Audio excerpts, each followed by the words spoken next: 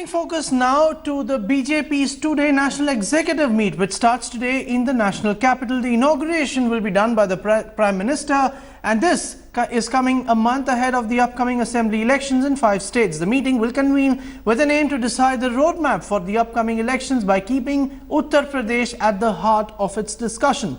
The BJP will, at the end of the meet, present 2 resolutions. Demonetization, the opposition's move against the note ban and the surgical strikes will be resonating in those resolutions, we are given to understand. It will also use the occasion to burnish its pro-poor credentials by citing several governmental schemes, including the recent SOPs announced by the Prime Minister during his New Year Eve speech.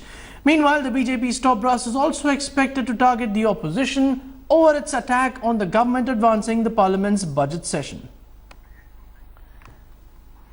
We're joined by Brijesh Pandey, Deputy Editor, who tracks developments in the BJP and the government.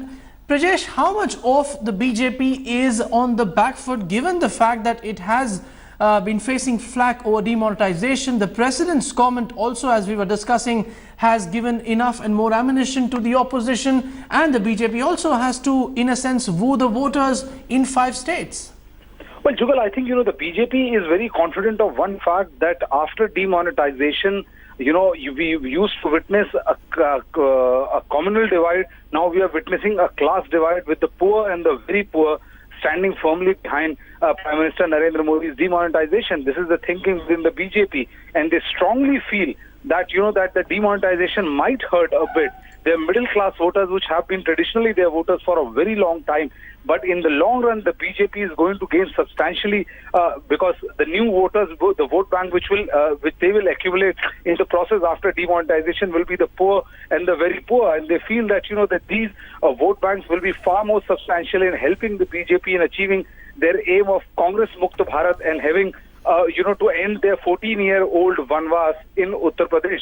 So the BJP is quite confident. Yes, it is also aware of the fact that the demonetization was not, implemented as it was expected, and there were several glitches, there were several U-turns made, but they think by and large, politically, apart from, they're saying that, opposition ruled states where certain protests and all were orchestrated, people still suffered, but they still back Prime Minister. So they are pretty confident about this whole move. Apart from that, there are a host of other issues which will also figure in, say, for example, Prime Minister's fight against black money. What would be the BJP strategy as far as Uttar Pradesh is concerned? How to sell the development card to the voters in these 5 states. So the BJP feels that, that it has done enough on the ground for it to emerge electorally successful. Jugal?